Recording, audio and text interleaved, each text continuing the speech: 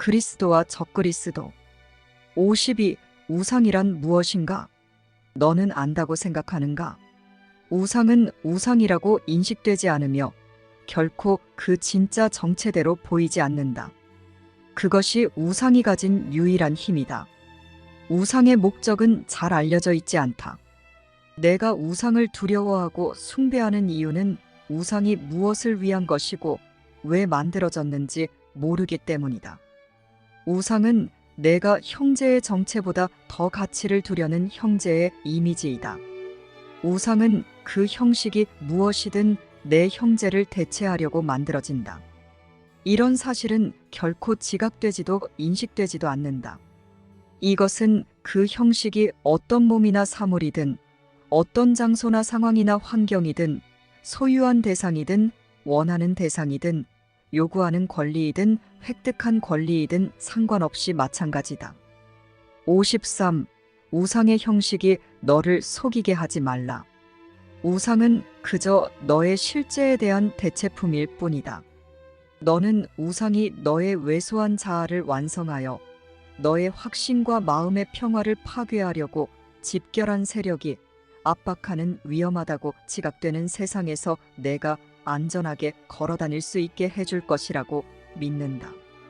우상은 너에게 결핍된 것을 채워주고 내가 갖지 않은 가치를 보태줄 힘을 가졌다. 자신을 왜소함과 상실의 노예로 만든 자만이 우상을 믿는다.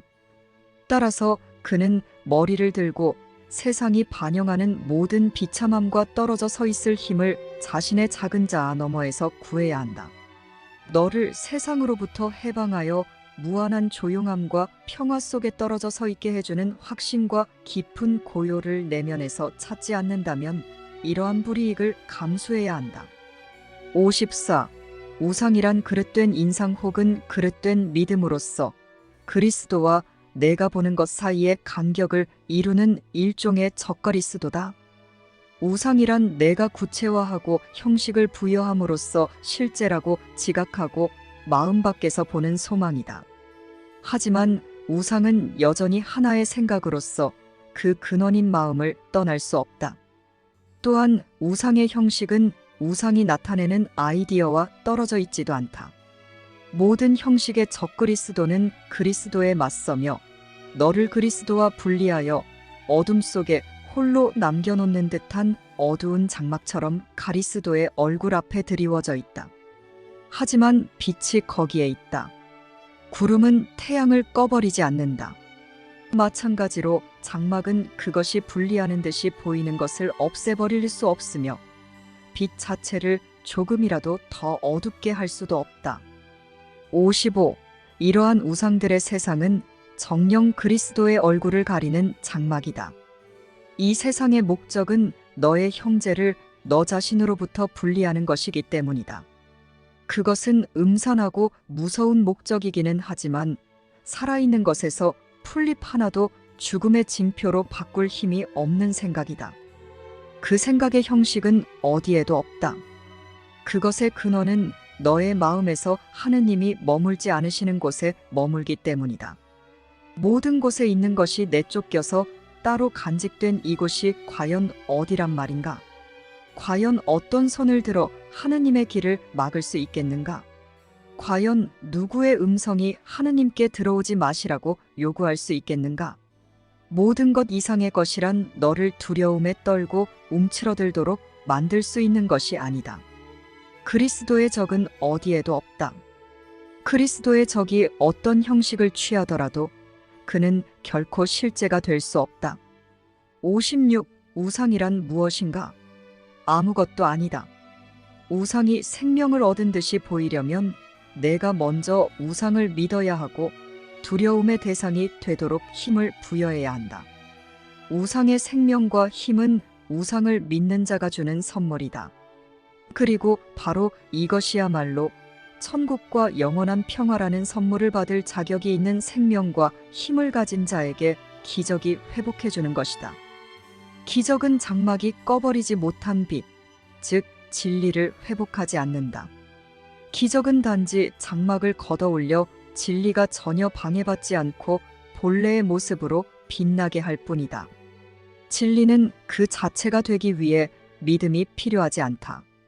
진리는 이미 창조되었으며 따라서 정령 존재하기 때문이다. 우상은 믿음에 의해 확립된 것이며 믿음이 거두어지면 죽는다.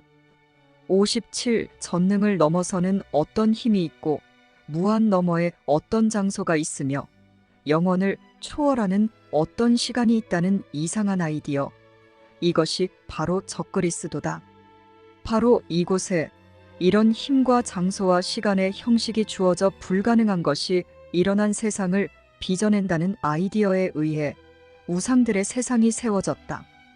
바로 이곳에서 죽지 않는 자들이 와서 죽고 모든 것을 포괄하는 자들이 와서 상실을 겪으며 초시간적인 자들 와서 시간 노예가 된다. 바로 이곳에서 변함없는 것이 변하고 살아있는 만물에 영원히 주어진 하느님의 평화가 혼란에 굴복한다. 그리고 아버지처럼 완벽하고 죄 없고 사랑하는 하느님의 아들이 이곳에 와서 잠시 증오하고 고통받다가 마침내 죽는다. 58. 우상은 어디에 있는가? 어디에도 없다. 무한한 것 안에 어떤 간격, 시간이 영원을 방해할 수 있는 어떤 장소가 있을 수 있겠는가? 모든 것이 비친 곳에 자리 잡은 어둠의 장소, 끝없는 것에서 분리된 음침한 골방은 있을 곳이 없다. 우상은 하느님이 만물을 영원히 두시고 당신의 뜻 외에는 그 무엇도 있을 여지를 남기지 않으신 곳 너머에 있다. 하느님이 모든 것이자 모든 곳에 계신 한 우상은 아무것도 아니고 어디에도 없을 것이다. 59. 그렇다면 우상의 목적은 무엇인가? 우상이란 무엇을 위한 것인가? 이것은 많은 답을 가진 유일한 질문으로서 각각의 답은 그 질문을 누구에게 했느냐에 달려있다. 세상은 우상을 신봉한다.